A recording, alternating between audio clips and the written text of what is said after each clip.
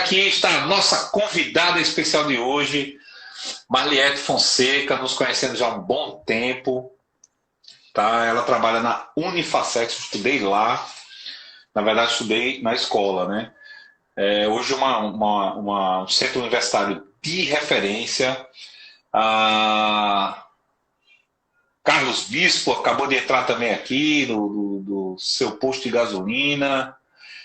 Pô, tá uma galera muito boa, Carlão. Pô, tá uma galera muito boa. O assunto de hoje é um assunto que eu gosto muito de falar. Foge um pouco da linha direcional do canal, né? Que é comportamento consumidor, que é o FIES. A gente já teve uma live aqui com o professor Ítalo sobre o Enem, certo? E hoje a gente vai falar um pouquinho sobre, entender um pouco sobre o FIES, entender um pouco dessa história, né? Um pouco dos desafios que a educação aqui no Brasil e nada melhor do que quem lida com isso todos os dias. Boa noite, Marliete, seja bem-vinda. É sua a palavra, a live é sua, você que manda, você que coordena aí. Antes de tudo, quero agradecer, Roberto, pela oportunidade, né? Muito obrigada pelo convite. Obrigada a todos que estão aqui presentes. Vamos compartilhar um pouco do conhecimento acerca do FIES.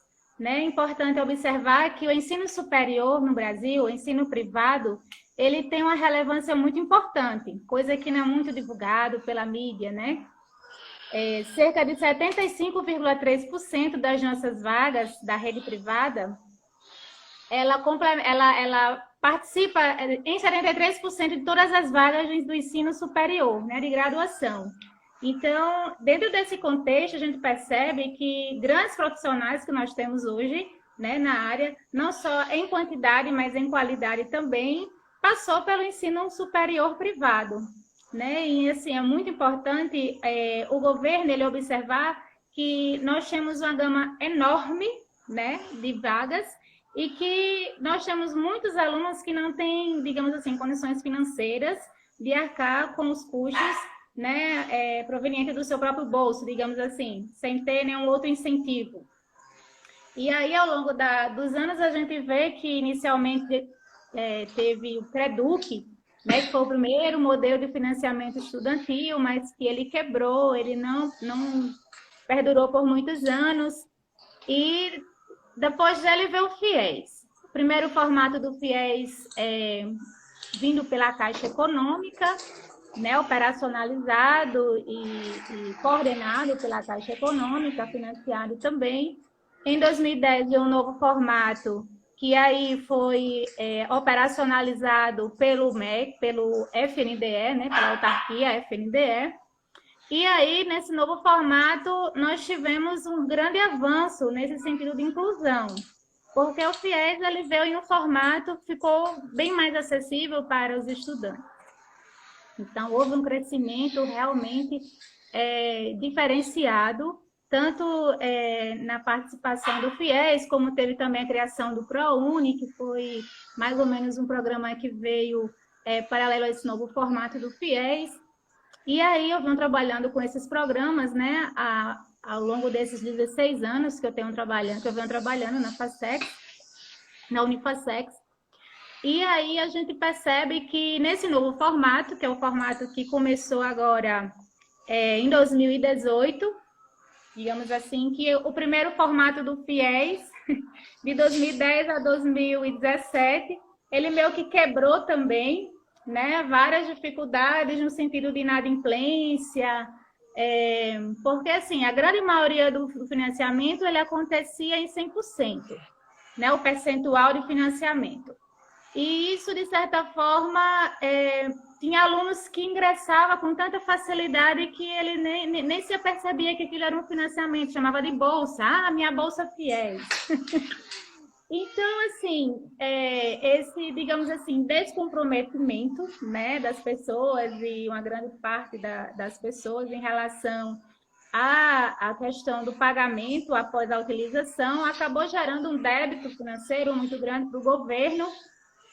E aí precisou também desse novo formato, né? Só que esse novo formato, ele de certa forma tem dificultado muito o ingresso do estudante através do FIES.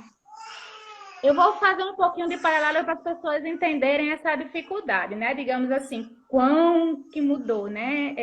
O FIES, o que era antes bem mais acessível, mas aí que quebrou, e aí veio esse formato novo, né, agora.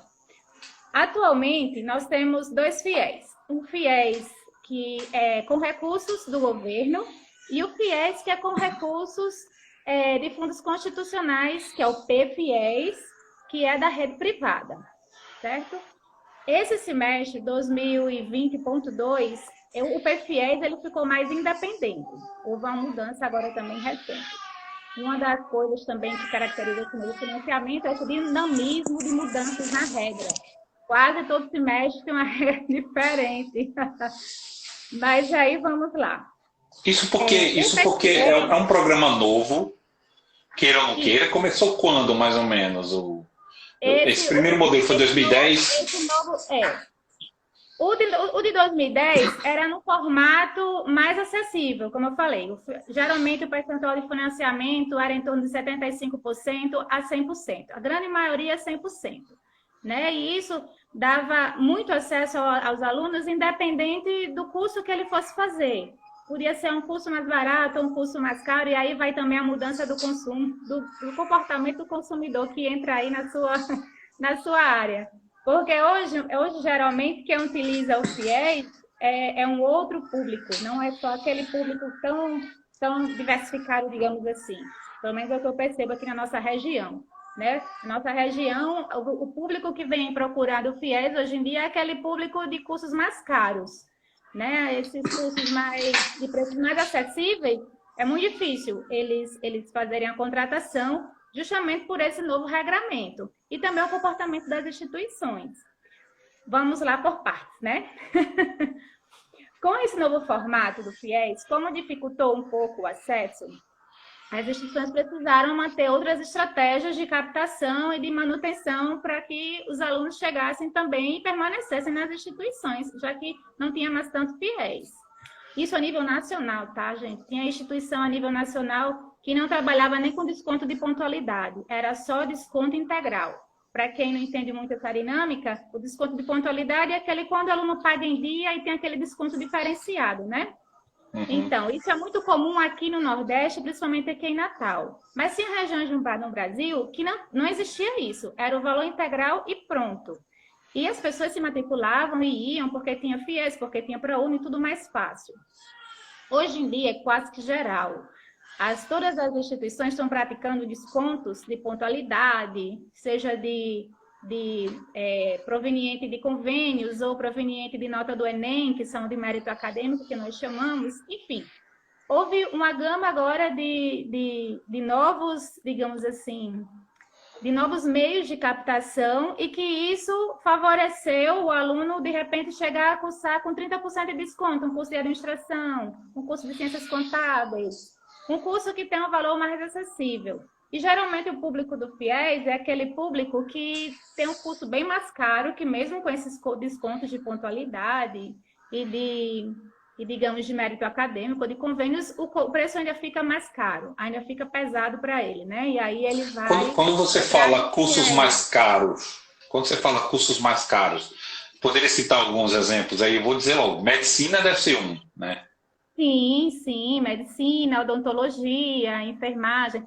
São cursos na área da saúde ou cursos como direito, psicologia, cursos que, geralmente, esses cursos que têm uma inserção no mercado de trabalho mais fácil e que têm digamos assim, uma base salarial também melhor do que cursos que, às vezes, o salário inicial dele não é tão alto, entende?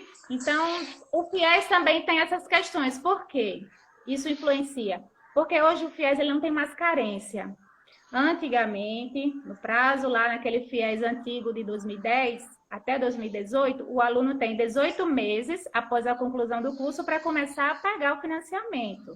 Então, ele tinha um prazo para ele se restabelecer, ele conseguir um emprego, tal, né? Um posicionamento no mercado de trabalho. Hoje em dia, não. Terminou esse mês, ele concluiu, o próximo mês ele já começa a pagar o financiamento.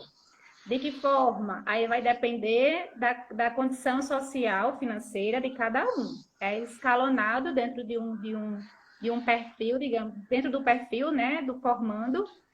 E aí, até se ele tiver desempregado, mesmo assim, ele vai ter que pagar um proporcional. Então, independente da condição dele, ele já vai ter que pagar. Então, por isso também tem essa mudança do perfil.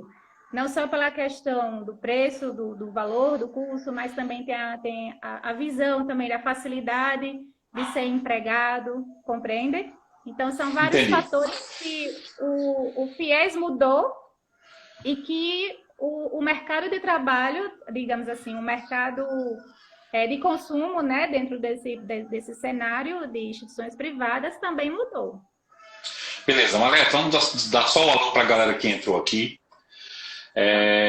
Priscila Maia está aqui assistindo a gente. Rosália Oliveira, Leonardo Silvério, meu grande amigo, referência. Pastor Daniel, grande abraço. Carlão, Soluções Consultoria. Juscelia Costa, Trabalho na Educação.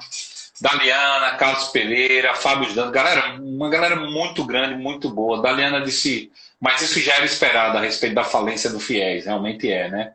Luciano Negrão, boa noite, meu amigo. Poxa, muito. Júlia, estudante de medicina, entrou aqui também. Deza, Ali Arruda, direto de São Paulo. Até a galera boa aqui. Seja bem-vinda, Aline, Brenda, Tiago Luiz e a futura mestra Gabriela, psicóloga Gabriela. Seja bem-vinda, Gabi. Seja bem-vinda aqui à nossa live. Que honra ter você aqui. Hoje a gente está com um público de referência. A gente tem que tomar até cuidado com o que fala com esse povo, né? Leonardo Silvério, esse meu amigo é uma referência. Depois eu vou contar para vocês essa história da referência. Manete, pelo que eu vi, pelo que eu notei, estudando sobre o FIES, conversando com você e pelo que você disse agora, ele está muito ligado à economia brasileira, né? Essa questão do FIES. Eu lembro que em 2010 a gente estava a todo vapor, o Brasil estava em crescimento, né? Então a facilidade do FIES tem uma certa ligação com essa parte da economia, né? Hoje, qual é a maior dificuldade que os estudantes enfrentam no pós-FIES? Porque é um grande sonho, né? A gente falar sobre curso universitário é um grande sonho você pensar assim. Hoje é mínimo, as empresas hoje estão exigindo pós-graduação, né? Eu vi um artigo da Alemanha de que as empresas exigem mestrado e doutorado. Empresas de automóveis, empresas exigem doutorado, mestrado dos profissionais, né? Aqui a gente tem muito aquela ideia de que mestrado e doutorado é para a área educacional, né? Mas aí como é que a gente pode fazer esse link do FIES com a nossa economia? Né? E essas dificuldades, são duas questões, né? E essa dificuldade, quais as dificuldades que o aluno enfrenta aí no pós-FIES? Esse paralelo de fato acontece, né? Como o cenário econômico afeta todas as outras políticas públicas, né? A educação não fica fora desse cenário digamos assim, de diminuição, né, de investimentos. E aí, dentro desse cenário econômico, né, com grandes dificuldades que a gente vem enfrentando nesses últimos anos, veio essa necessidade dessa reformulação. Era algo já previsto, né, como até uma participante colocou, né, houve um boom gigante, principalmente em 2014, né? Um ano eleitoral, tal, então inflou demais o programa. Então, uma programação de vagas que era para ter sido feita de forma escalonada, digamos que 5 anos foi boom, para um ano só. Então, isso realmente dificultou e veio a necessidade dessa reformulação. O que o aluno pós-FIES, a dificuldade que ele sente é justamente de manter esses pagamentos, né? Nessa época agora de pandemia e tal, o governo veio com a proposta de fazer a suspensão, né, das parcelas, que é até um dos pontos que eu gostaria de citar. E essa suspensão, ela é justamente para esses alunos que já estão na fase de amortização, alunos do FIES antigo e que paga a trimestralidade, porque essa suspensão é de parcelas do financiamento, não é uma suspensão da coparticipação. Esse novo FIES, esse de 2018 para cá, existe a parte que o aluno é financiado e a parte que o aluno paga ao banco e o banco repassa para a instituição, que é a parte não financiada. A parte não financiada, o estudante não paga mais à instituição. O estudante paga ao banco e o banco repassa para a instituição. Então, assim, tudo agora ficou amarrado dessa forma, né? Vai tudo para o banco e o banco volta para a instituição. Mas essa parte de suspensão de parcelas, que é uma das propostas para facilitar, digamos assim, nessa fase de pandemia, ela se aplica apenas aos contratos que estão em amortização já, que é quando o aluno está pagando, né? O aluno concluiu, já passou a fase de carência, ou toda aquela parte de carência, porque quando está na parte de carência, ele paga a trimestralidade, uma taxinha de juros a 3 e 3 meses, certo? Que é a trimestralidade, que eles pagam durante o período de estudo e de carência. Então, é a suspensão dessas parcelas e a suspensão de quem já está na fase de amortização, que é aquele que vai pagando mensalmente mesmo já o financiamento. Então, essas taxinhas, elas são suspensas. Mas a taxinha de coparticipação, que não é financiamento, o aluno digamos assim, confunde um pouco porque ele paga para o banco. Mas isso não é financiamento, é a parte dele de coparticipação. Sabe o plano de saúde que tem a coparticipação? Esse novo FIES é assim, tem a coparticipação do aluno. A parte que ele financia e a parte que não financia que ele precisa pagar para o banco também. Mas e na sua opinião, isso é bom? O que você acha, na sua opinião, visão aluno, visão instituição?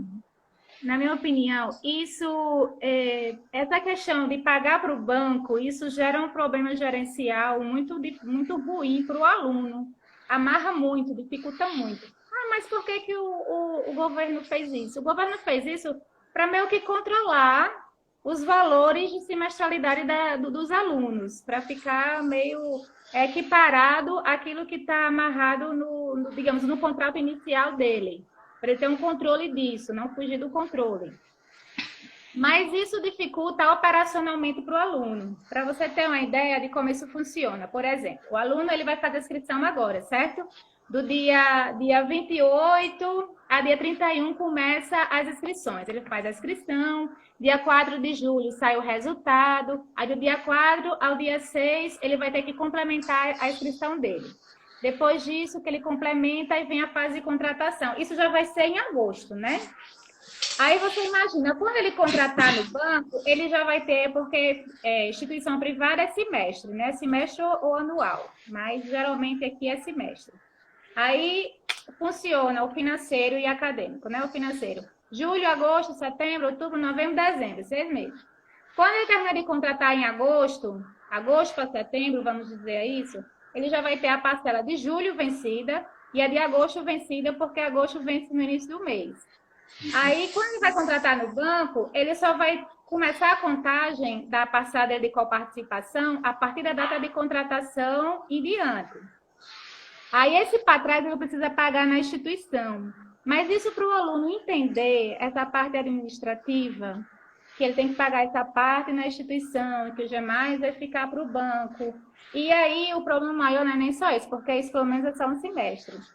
Vem no aditamento. Quando esse aluno vai renovar a matrícula, ele renova a matrícula agora, próximo semestre, em janeiro, né? Só que em janeiro, ele vai continuar pagando, digamos assim, até o aditamento semestre, a coparticipação do semestre anterior. Com essa pandemia, só para vocês entenderem, com essa pandemia agora, as agências não estavam atendendo. E a gente teve problemas no sistema, porque o sistema da Caixa bugou com tantas solicitações de benefícios, né? Uma mesma plataforma. Aquela questão do benefício. Isso. Então, a gente teve vários problemas. Aí, o que acontece? A gente está aditando, que é renovando o contrato de 2020.1 agora. O aluno passou o semestre todo em 2020.1 pagando coparticipação ainda de 19,2, porque o sistema não reconhece antes do aditamento.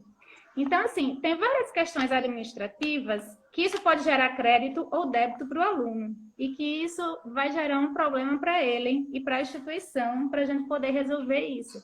Então, assim, às vezes, o governo ele amarrou esse novo FIES de uma maneira muito engessada e isso dificulta um pouco o entendimento do programa para o nosso usuário, né, desse financiamento.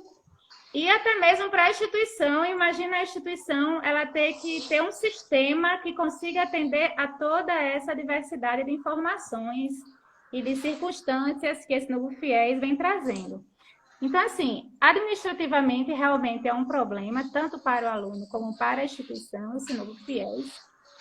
Ele tem várias fragilidades nesse sentido, mas eu ainda continuo sendo favorável porque é o que temos.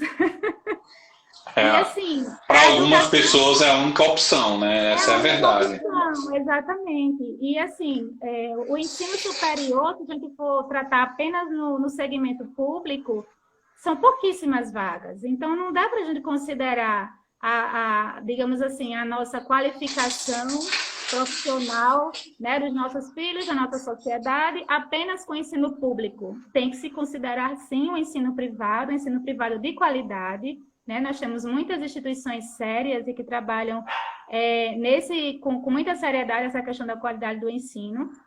Não é porque eu trabalho na Unifacex, mas a Unifacex já teve títulos de melhor centro universitário do Brasil, várias vezes. Então, assim, tem instituições que são sérias e que precisam ter, digamos assim, instrumentos até para facilitar o acesso desses alunos, seja com desconto, seja com financiamento, seja com Bolsa ProUni, né?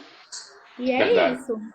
Olha, a Alessandra disse aqui, lembro-me do início do FIES aqui em São Paulo, que foi na minha primeira graduação, um dia desse, quando as pessoas tinham muito medo, mas depois da necessidade, pela questão das necessidades, eles aderiram. Hoje, se alguém quer se destacar, é necessário estudar. Olha, é isso que eu estava falando, Alessandra. Hoje, daqui a pouco, a graduação por si só, ela não é suficiente para lhe tornar um profissional diferenciado, né? Você tem que adquirir outros conhecimentos, né? Tem que ter, hoje fala-se muito em educação continuada, né? Eu acho que esse é um dos grandes desafios também do FIES, porque você termina a sua graduação, você começa a pagar pela graduação, você tem que trabalhar e você não consegue estudar mais, porque além de estar trabalhando, estar pagando o FIES do curso de graduação, você não tem condições financeiras de bancar um outro curso, um MBA, uma especialização, um mestrado, né? É muito complicado, mestrado é muito caro, né? Mestrado é uma coisa assim, absurda, muito para quem não trabalha ou para quem tem condição de se afastar do trabalho, é conseguir uma bolsa e você vai lá. Mas para quem trabalha, para quem tem que continuar trabalhando, o mestrado é uma via crucis, tá? Mas a gente falando agora sobre as instituições, sobre a Facex, minha graduação foi na UniRN, hoje eu faço mestrado na UNP, né? E, poxa, a Facex, a Unifacex, ela tem muito conhecimento no mercado, né? O mercado conhece, é uma instituição antiga, né? Uma instituição bem baseada, bem embasada aqui em Natal, né? No Rio Grande do Norte. Mas o que eu queria levantar agora para você, Margareth, é o seguinte: quais são os cursos que você recomendaria, né, fazer FIES, e quais cursos você diria, olha, esses cursos aqui você tem mais dificuldade? Não recomendaria, porque a gente não pode fazer isso, evidentemente, né? Quais cursos teriam mais dificuldades e quais cursos teriam menos dificuldades pós-FIES? Esse FIES, tanto, digamos assim, já de 2016 para cá, o FIES ele tem sido estabelecido vagas em áreas prioritárias. O aluno ele não consegue também facilitar em todas as áreas.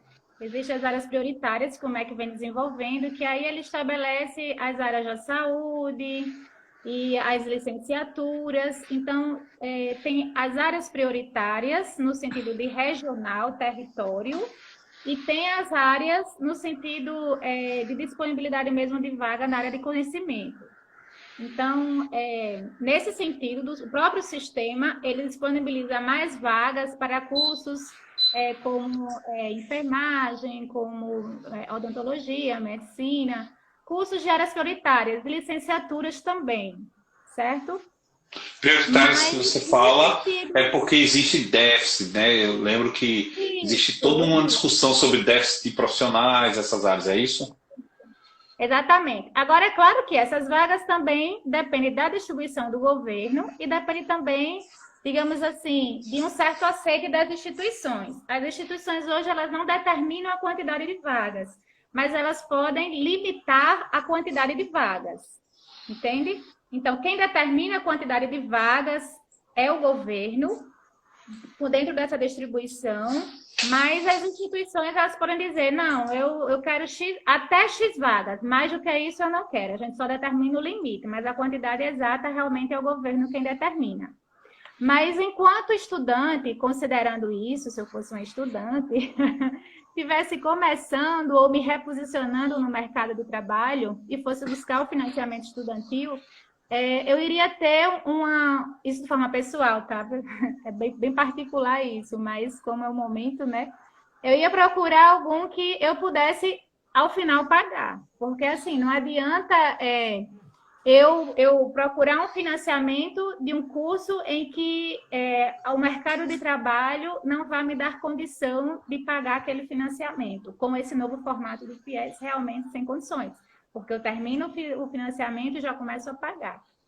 Então, Roberto, você fazer essa falou. programação de quanto que eu vou, porque esse novo FIES também, ele é bem amarradinho, sabe, Roberto? Ele também, quando você contrata, ele já, até mesmo antes de contratar, quando você vai fazer a simulação, ele já vem um cronograma de pagamento, dentro de um perfil, digamos, que você tenha. E aí dá para você já se organizar e prever o quanto que você vai pagar ao término, entende?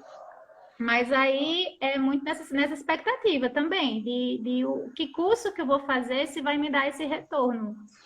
Você tocou exatamente no ponto que a Alessandra acabou de falar, né? O problema é quando a mensalidade é maior do que o piso salarial da profissão, piso salarial da profissão que a pessoa se formou. Como, por exemplo, no caso de fisioterapia, o piso é super baixo e é complicado pagar, né? Então, isso remonta à necessidade de um planejamento, né? Você não pode só chegar e dizer assim, quero fazer geografia. Vou fazer licenciatura em geografia. E eu quero o FIES, eu vou fazer o FIES e tal. Então, assim, não é só você fazer, você tem que fazer todo um estudo. Eu tenho um amigo meu que a filha dele chegou e disse que queria fazer oceanografia, alguma coisa assim, oceanografia, alguma coisa. E ele foi pesquisar, né? Ele, como pai, foi pesquisar. Ele disse, minha filha, existem 2 em Pernambuco. Daqui que esses 2 se aposentem para abrir uma vaga, olha a quantidade de pessoas que vão se formar. Então existe toda uma necessidade de um estudo, né, de uma pesquisa. Eu lembro que quando eu estava na faculdade de administração, na UniRN, eu fiz um trabalho sobre isso, fiz um trabalho de pesquisa sobre isso, sobre a questão o nome do trabalho era o que você vai ser quando crescer, né? Que é aquela pergunta inocente que a gente faz para as crianças, mas que ela tem um fundamento importante no seu planejamento profissional, né? Você tem que se planejar. O que você vai fazer? Né? O que você quer ser? O que o Rio Grande do Norte tem para lidar? O que a Paraíba tem? O que São Paulo tem de opções e de possibilidades, né? A pessoa, eu quero fazer engenharia têxtil. Eu falo, o Ceará aqui, né, tem um grande polo têxtil. Pernambuco tem um grande polo têxtil. Não, mas eu quero trabalhar com automação de veículos e tal. Não, o Nordeste não é uma referência Verdade. nessa área. Então, assim, existe essa necessidade das pessoas se planejarem. Agora, levando-se em consideração as questões políticas que envolvem o FIES, as questões institucionais, né, das universidades, dos centros universitários e das faculdades, né, nessa queda de braço aí, hoje, quem está segurando como eu falei no começo da nossa live, nós já estamos no quarto ministro da Educação, né? Então, assim, são 2 anos e a gente ainda não sabe qual é o rumo, né, que a educação vai tomar, né? Como ficam as instituições aí nesse tiroteio? Qual a tua percepção sobre isso? Roberto, é um cenário nacional, né? É digamos, uma crise que está acontecendo no ensino privado, não só no Rio Grande do Norte, mas é a nível nacional. A gente vê que a própria UNP, ela foi vendida, né, recentemente, e um outro grupo comprou ela, não é mais Lauren. Então, assim, a gente vê que é um cenário a nível nacional muito delicado. Estão sendo estabelecidas novas estratégias aí de sobrevivência, digamos assim, em meio a essa crise, porque assim, a gente saiu de um boom onde muitas instituições elas estavam numa perspectiva de crescimento e, digamos assim, se comprometeram financeiramente com várias... acho que isso aconteceu de maneira micro com algumas famílias e com as empresas também, né?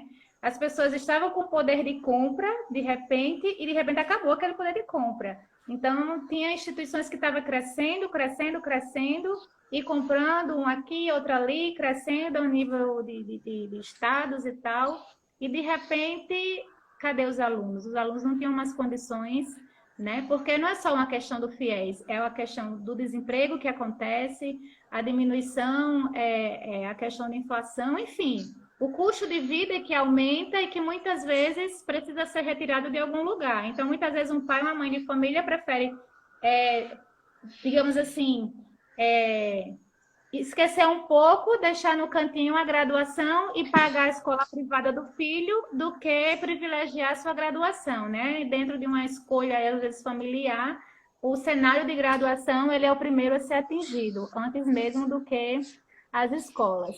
Então, realmente, o ensino superior, ele teve um grande déficit, né, digamos assim, de crescimento, houve até um decréscimo nessa curva aí do crescimento, e que a gente precisa, né, se restabelecer. Esse ano estava sendo promissor, estava até sendo assim, uma expectativa de que fosse melhorar um pouco. Aí veio a pandemia, né, e esse novo desafio, né, de termos que reestruturar tudo para poder atender a essa nova necessidade do ensino online, né, porque assim, não é exatamente o ensino EAD, existe sim um crescimento do ensino EAD, mas isso que nós vivenciamos hoje dentro dessa pandemia é o ensino online, né? Não chega a ser o ensino EAD.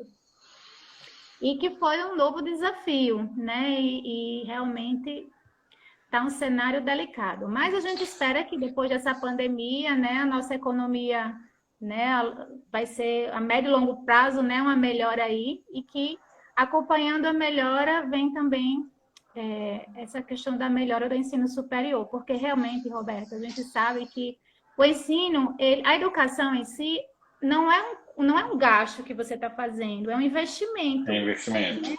Nós precisamos ter uma capacidade de mão de obra melhor, né? A nossa sociedade, ela precisa desse desenvolvimento. E a gente percebe, pronto, nós somos da mesma geração, né? A gente percebe, eu pelo menos... Você é uma geração depois, eu sou uma geração anterior.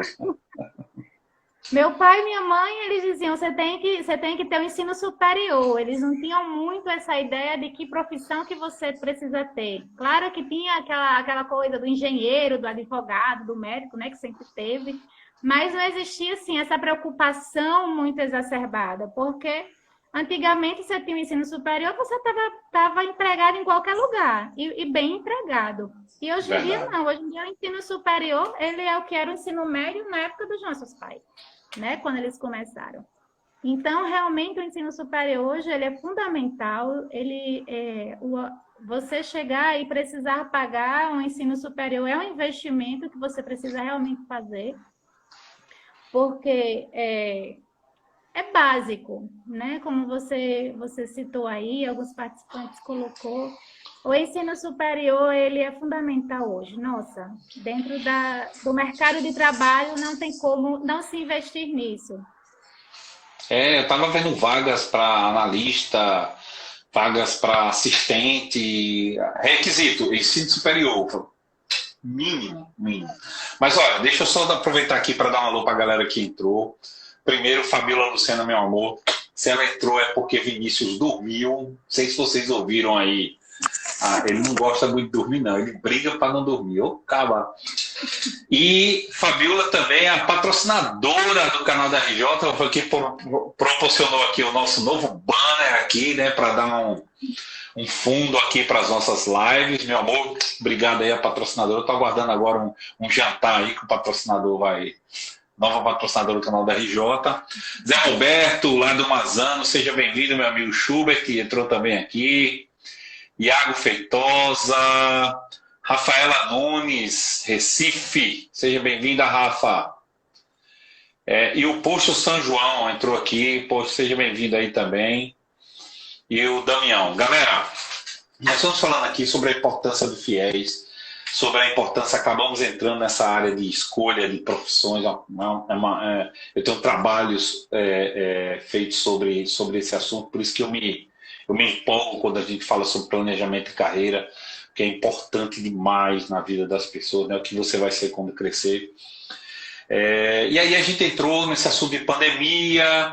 Mas, Neto, o que eu queria ver com você agora é o seguinte: nesse momento de pandemia, certo? Como está sendo o atendimento desse pessoal que precisa do FIES, não está conseguindo ir para banco? Como é que está o atendimento na Unifacex? O atendimento está online? Como é que está acontecendo aí esse viés? Muita gente aproveitou a pandemia, voltou para o interior, muita gente vem do interior estudar aqui na capital e acaba tendo essa dificuldade de vir resolver alguma coisa aqui enquanto não voltar às aulas, né? Como é que está esse cenário aí na Unifacex? Então, na Unifacex, nosso atendimento ele está sendo virtual, né?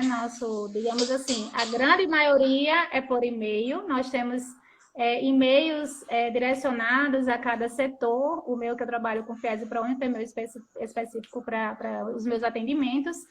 E a partir da semana passada, a gente começou a fazer atendimento presencial agendado. O aluno entra lá no site, preenche um campozinho de agendamento e aí a gente está dentro de uma escala sem aglomerações, de maneira bem segura para o aluno e para os funcionários, né, os colaboradores, de maneira segura. A gente está fazendo esses atendimentos também, presencial. Nos bancos, quando foi agora no mês de junho, a Caixa Econômica, ela incluiu o atendimento do FIES como os atendimentos prioritários, porque realmente tem serviços que eles não estão fazendo, né? Existe uma relaçãozinha, um rol de relações que eles consideram como prioritários, que é o que eles estão atendendo nesse tempo. O Banco do Brasil, a gente ainda tem alguns contratos, né, com o Banco do Brasil, são poucos. Banco do Brasil, ele só foi possível ser agente financeiro do FIES do ano de 2010 até 2017. 2016. 2017 já não tinha mais, era só Caixa Econômica. Então, esses contratos realizados dentro desse período pelo Banco do Brasil, eles estão tendo mais dificuldade, porque tem gerentes do Banco do Brasil que eles não querem abrir para o atendimento do FIES. E aí fica o problema, né? Para o aluno, para a instituição, principalmente para o aluno, porque ele já fica... Conosco ele tem um atendimento virtual, com o banco não tem atendimento virtual e às vezes também não tem presencial. É isso que eu não entendo. Numa era dessa, numa tecnologia tão aberta, os bancos entraram nessa onda. Nós temos aí uma série de fintechs roubando os clientes dos bancos, e os bancos, Banco do Brasil, a Caixa, por exemplo, ainda fica nesse problema, nessa celeuma de ter que fazer atendimento presencial, e não faz atendimento presencial por causa da pandemia e não resolve-se o problema das pessoas que precisam do atendimento. É uma coisa que eu não consigo entender, né? É complicado. É uma situação bem delicada para os estudantes, a gente realmente se solidariza com a situação deles, que não é fácil, é uma situação bem desgastante, porque o aluno ele precisa se expor, aí se é um contrato com o fiador, precisa expor o fiador, que geralmente o fiador é uma pessoa idosa, na grande maioria. Então, é uma dinâmica de atendimento bem delicada e que a gente precisa fazer uma leitura, né, bem, digamos assim, empática do processo, para que a gente possa atender aos alunos da melhor maneira possível. Mas, assim, é algo que a gente não tem autonomia de resolver, né? Verdade. Eu imagino a sua situação, né? Porque você fica atrelado a uma série de normas e resoluções e às vezes o aluno ele não consegue compreender, não consegue entender, né? E acaba descontando ou na instituição ou na pessoa que está coordenando esse trabalho. Mas deixa eu puxar aqui mais uma corda em relação a essa questão do FIES. Hoje, levando-se em conta toda essa burocracia que a gente falou sobre essas mudanças, né? Qual você poderia eleger como o ponto que precisa mais melhorar no FIES e qual é o ponto mais positivo? Deve ter alguma coisa positiva, né? Então, eu queria entender, na tua visão, que trabalha nesse dia a dia, qual é o ponto que seria mais crucial, que resolveria metade dos problemas, se existir essa possibilidade?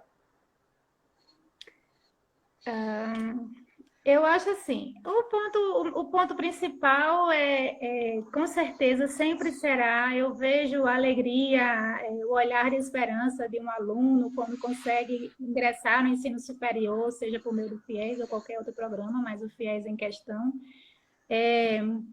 Eu gosto muito de trabalhar com esses programas, sou assistente social, gestora escolar, mas trabalhar com programas de inclusão e que proporciona oportunidade para que essas pessoas realizem ou tentem realizar os seus sonhos, isso é incrível, né? É muito bom essa experiência de estar colaborando com essas pessoas ingressarem no ensino superior.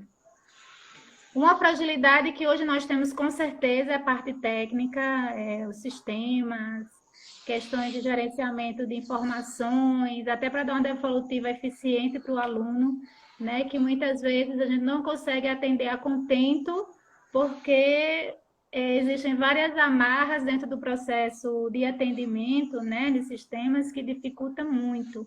Então, isso realmente hoje é uma grande dificuldade. No nível micro, né? No nível macro, seria assim, que os alunos eles pudessem ter o FIES de maneira, digamos assim, com um percentual de financiamento às vezes mais justo, né? O que muitas vezes dificulta, porque assim, hoje o percentual do financiamento, ele é mínimo de 50%, mas ele não chega a ser 100%.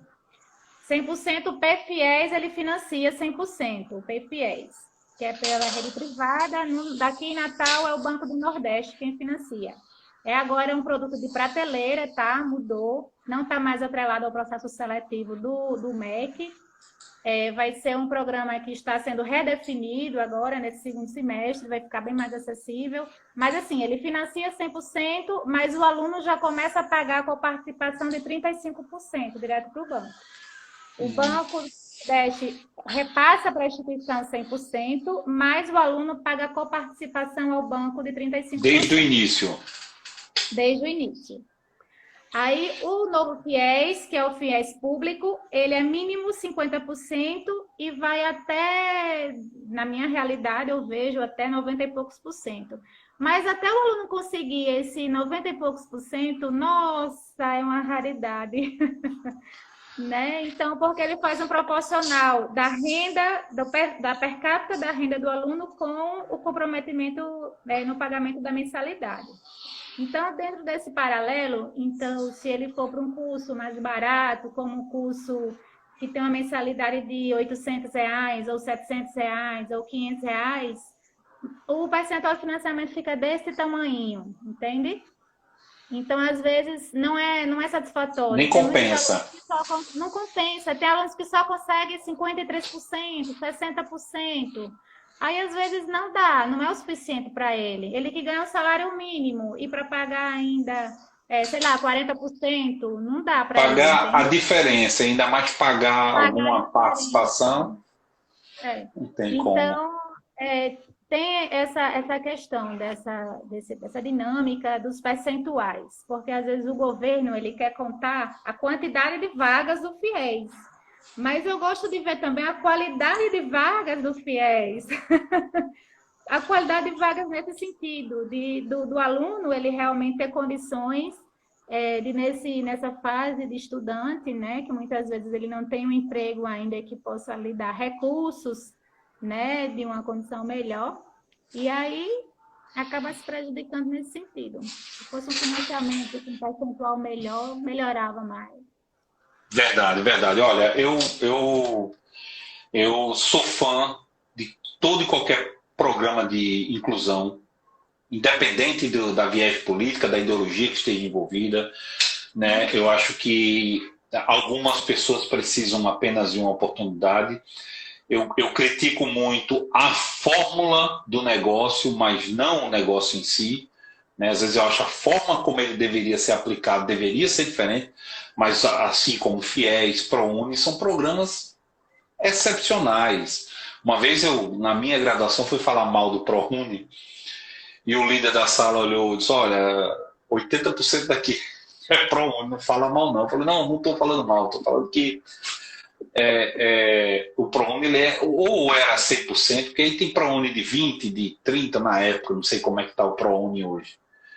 E eu achava um absurdo aquilo. Eu falei, olha, ou você dá na Constituição, é a obrigação do Estado fornecer a educação.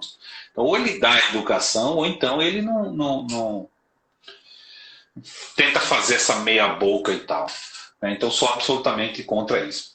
Mas olha, é incrível, quando o assunto é bom, o tempo voa. Nós já estamos chegando aqui no final da nossa live, porque senão o Instagram derruba, não quer nem saber.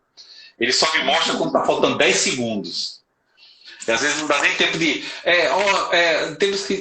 Pum, aí corta e a gente sai.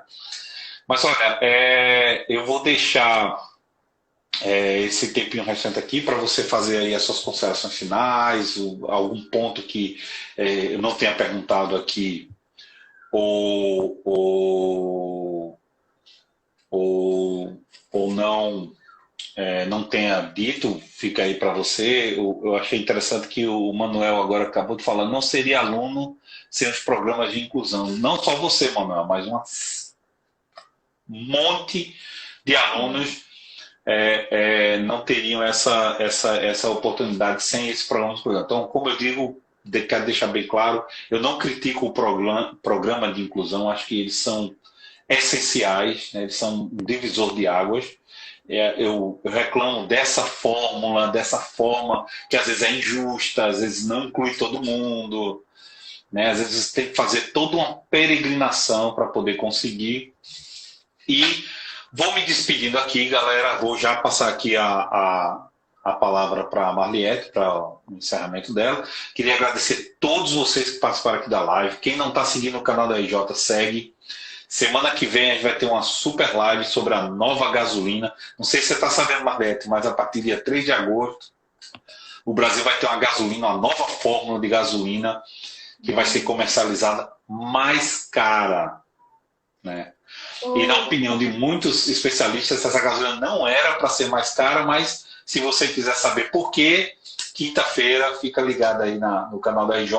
Eu vou estar recebendo o Luiz Henrique Sanches, um especialista, um dinossauro da área de combustíveis, do mercado de combustível aqui no Brasil, direto do Rio de Janeiro. E a gente vai estar falando sobre a nova gasolina. Galera que entrou aqui, Bárbara, minha filhota, obrigado por ter participado também aqui na nossa live. Um abraço a todos vocês. E agora, nossa convidada especial, muito feliz, muito obrigado por você ter participado. Eu sei que o horário da live bate com o seu trabalho e você fez todo um rearranjo organizacional aí para participar. Muito obrigado mesmo, Marliette. A palavra é sua. Agradecer, Roberto, pela oportunidade. Enfatizar mais uma vez que o ensino privado ele é importante sim na nossa sociedade, né? É cerca de 75,3%, isso segundo o censo escolar. Então, é uma fonte segura, nós precisamos da rede privada.